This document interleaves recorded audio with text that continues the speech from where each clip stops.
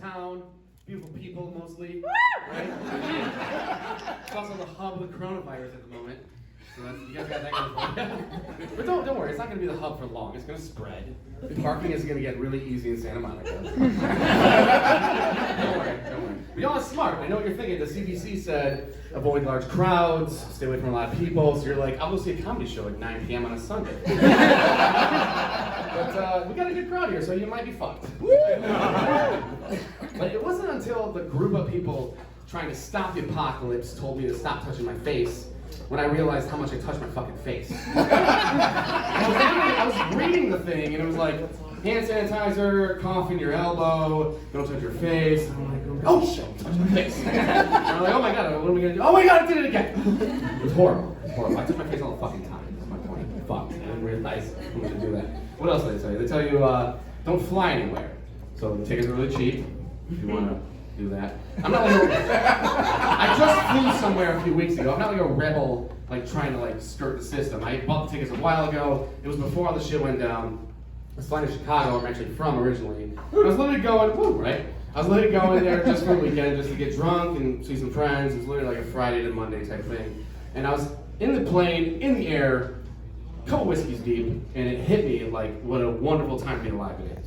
This is before the coronavirus. But I was thinking, I was like, you know, I could just literally take a little trip, a 4,000-mile round trip to go get fucked up in another city just for the hell of it. Like, this is great. And I started thinking about the miracle of flight and the mechanics of the airplane and how it's safer to be an airplane than it is to be in a car even, technically. And this is kind of where my thoughts kind of got a little dark, because I started to wonder like if that's even true. Because like in a car, you have like a spectrum, right? Like you got like a 1 is a fender bender and a 10 is like a fatality. Car crashes. So you got 2 through 9, you got a lot of wiggle room there. Airplanes, it's very binary, very ones and zeros.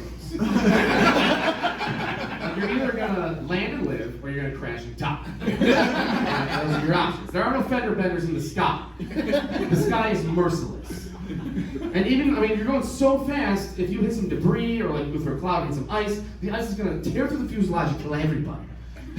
Immediately. And even if you land, like you get the tumultuous skies and you come to land, the landing gear, if it's not perfect, you're gonna hit the concrete at 300 miles an hour and you're all gonna die. And at this point in the conversation, the woman sitting next to me asked me to stop talking to her. She put her headphones in. That was pretty fucking rude. I guess she's a little nervous. It was fine. When I'm not annoying random women on aircraft, I'm annoying one woman at home, because I just got married very recently.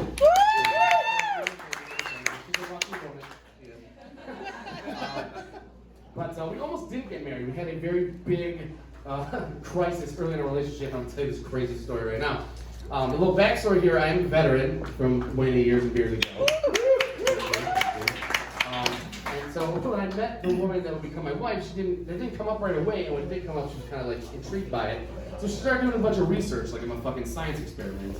And I didn't know that. And she found an article about guys in Iraq and Afghanistan bringing home body parts from the war and getting in trouble.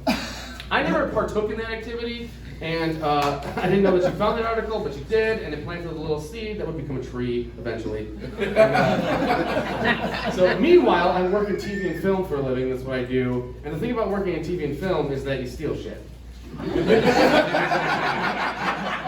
If you're working on some like indie fucking thing and they can't pay your overtime and the check's gonna be late, you take their props. That's what you do. So if any producers in the audience, pay your crew. That's all I gotta say about that. So I was working on some like dumb indie horror thing, and I found out the check was gonna be late or whatever. So I took a severed arm, a severed human arm. I put it in my car, I brought it home. I was like, fuck, man, I'm bringing it home. And I know it was like a really cool looking arm, really realistic looking, because when I got home, I put it in my sleeve and I put my real arm behind my back. And I walked in to where my roommate was at the time. He was a big guy, lots of tattoos, a big beard, like a badass dude, hard to scare. I walk in, I say hi, he says hi to me, we shake hands, my arm falls out and he screams like a bitch. I knew that this shit was real. So smash cut 2, me and this woman are getting ready to move in together, we're taking that big step.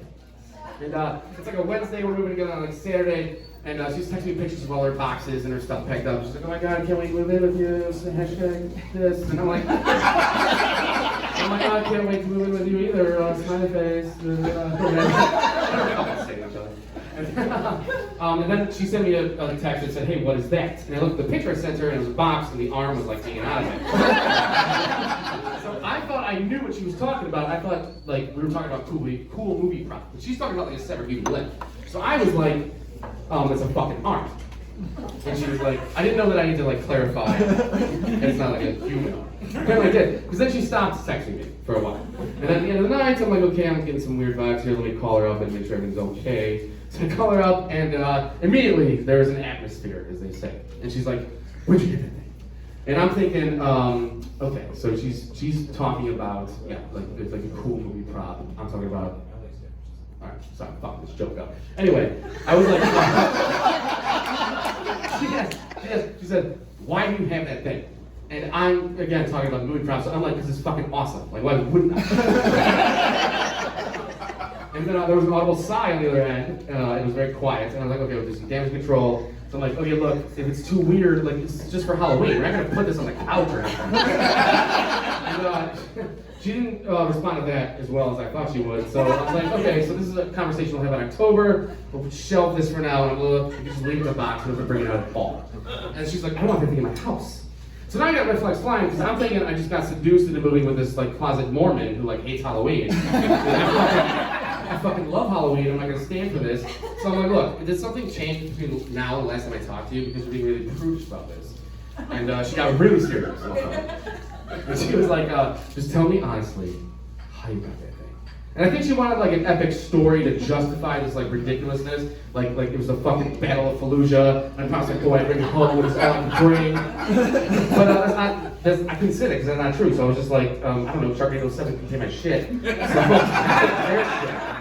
So, we got over that hump, we laughed about it, we ended up getting married, so it was a happy ending. And the best happy ending is that now I can gaslight the shit out of her. Because she's like, hey, I thought I asked you to do the dishes. I could be like, yeah, well, you also thought I had a fucking arm in a box. That is what she's gonna deal with until death does us part, probably back airplane. Thank you very much.